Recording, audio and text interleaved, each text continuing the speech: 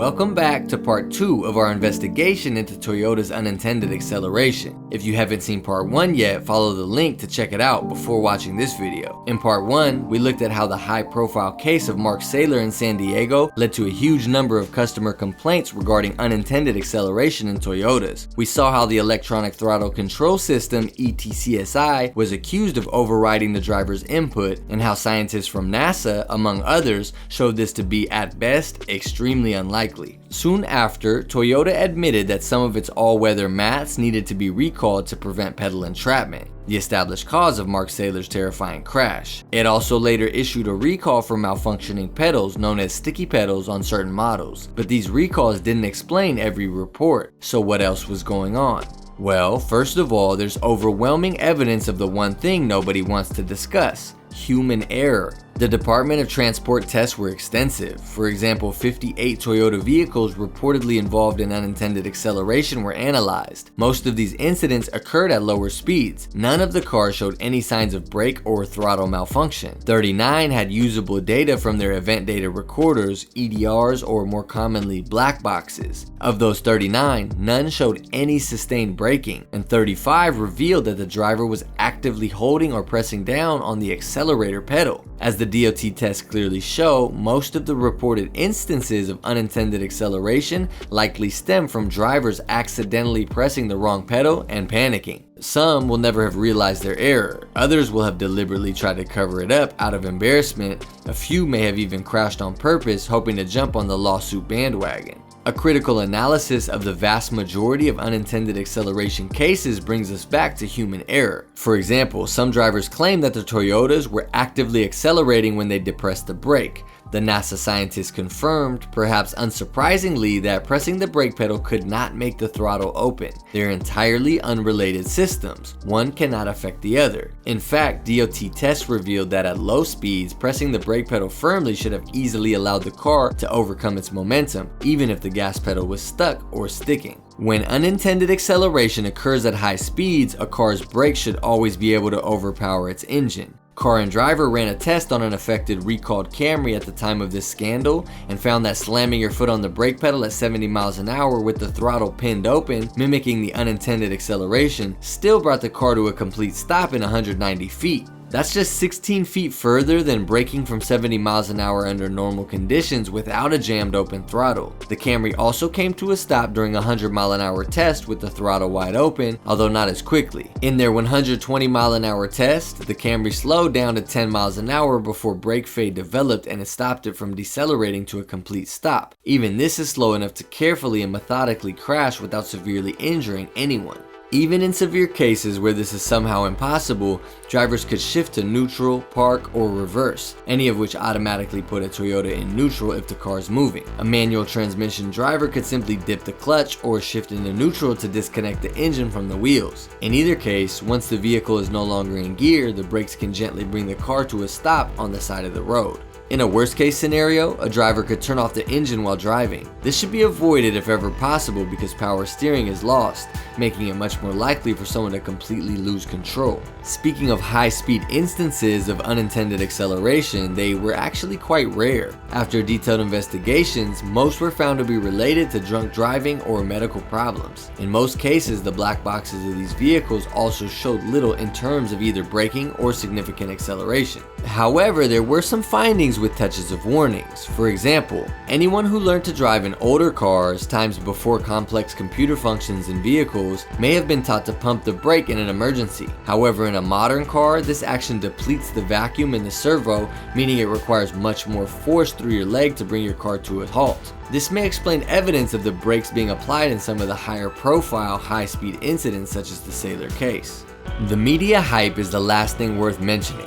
Journalists, whether with good intentions or simply in pursuit of a good story, spread the rumors around the country like wildfire. After the high-profile Saylor case in August 2009, NHTSA reported a huge month-on-month increase in unintended acceleration reports from Toyota consumers. These reports peaked in early 2010 and died down again over the following couple of years. In February 2010, NHTSA had evidence of 5 deaths related to pedal entrapment and none concerning the sticky pedal problem. 5 lives is still too many, but it doesn't exactly represent national panic. It's far from the figure of 89 that journalists leaped on in 2010. This number stemmed from the complaint issues to the NHTSA, long before they were whittled down to the actual number of incidents that were proven to be related. Newspapers always love a dramatic story. So what does all this testing mean?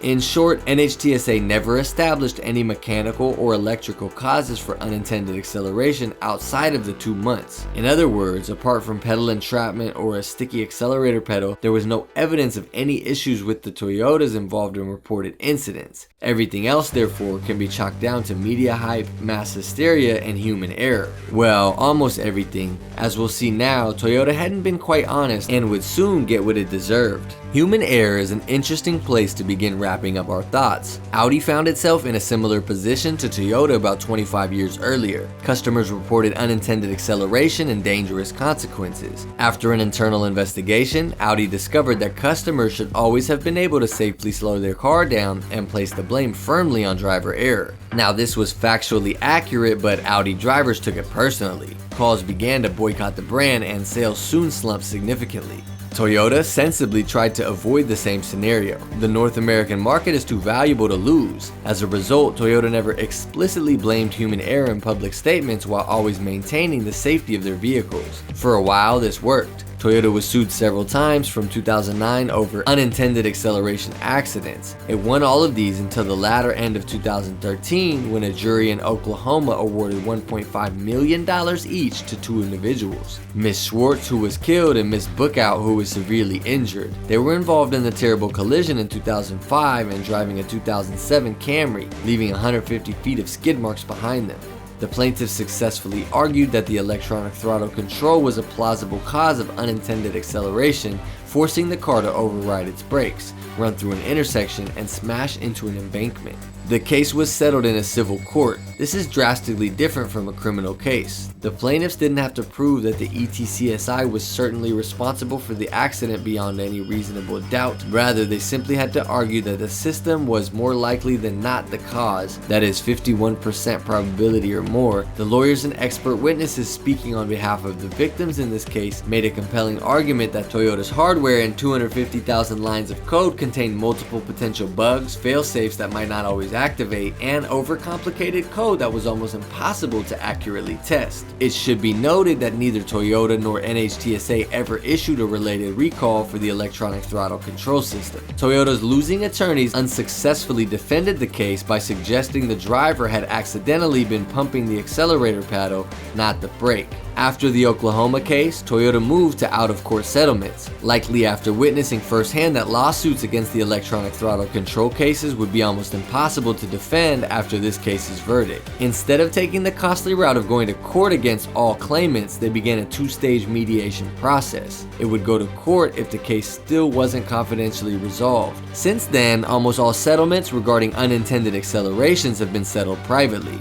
Out of the public eye, Toyota managed to retain its market share. And so it seemed Toyota was off the hook. There was an explanation for each and every case of unintended acceleration, and aside from the recalls, no scientifically provable fault in any of Toyota's systems. But that's not quite the end of the story. Remember how we started part 1 talking about the record $1.2 billion fine to avoid prosecution? This came in March 2014, following a rigorous FBI and DOT investigation. Alongside the fine, Toyota had to fully admit wrongdoing and from that point onward submit to rigorous review by an independent monitor that will examine and assess the manner in which Toyota reports safety issues to the public and its regulator. So if there were no problems with Toyota's systems, why did they have to pay such an extraordinary sum in what basically amounts to criminal charges? The bottom line is that we don't know, but it's possible to put most of the pieces together.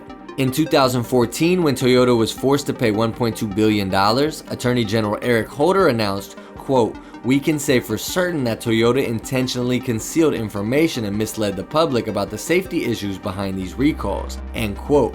The recalls he's talking about are those we discussed in this video, one for pedal entrapment and the other for sticky pedal cases. This alludes back to February 2010. During the US House of Representatives hearing, the NHTSA spokesperson constantly mentioned timeliness queries and recall queries. These investigations ascertained whether a car manufacturer, in this case Toyota, informed NHTSA of a problem as soon as they knew about it, or whether they instead chose to keep it hidden. The subsequent NHTSA investigation investigations would find that Toyota had failed to notify them within the required days. According to USA Today, Toyota had already paid 2 federal fines of $16.375 million in 2010 for delays in reporting the floor mat and pedal defects, and another $17.35 million in 2012 related to an additional mat recall. It was more than that though. Toyota was found to have intentionally misled authorities and the public about the sheer number of vehicles they needed to recall. In fact, the mats and sticky pedals affected many more than they admitted. In an effort to save the expenditures and protect the brand's reputations, executives and managers had opted not to disclose this vital safety information. They had even continued producing cars with parts that the FBI said Toyota knew were deadly. Attorney General Eric Holder would also say the following, quote, "While Toyota conducted a limited recall of some vehicles with floor mat issues in 2009, the company delayed a broader recall until 2010, despite internal tests warning of the dangers posed by other unrecalled vehicle models. As Toyota admits in the statement of facts filed alongside the criminal information in this case,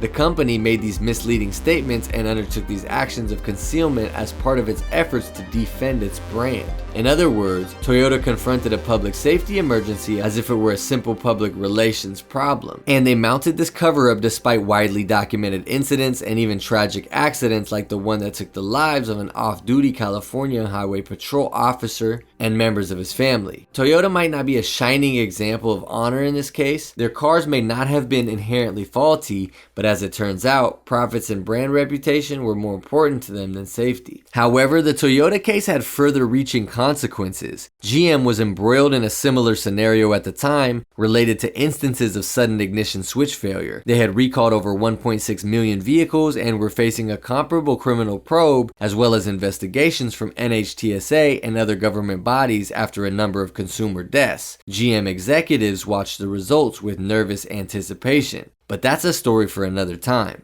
What do you think about the allegations and media hype surrounding Toyota's unintended acceleration? Let us know in the comments, and don't forget to leave a like and subscribe, making sure to hit that notification bell. Thanks for watching, and we'll see you next time.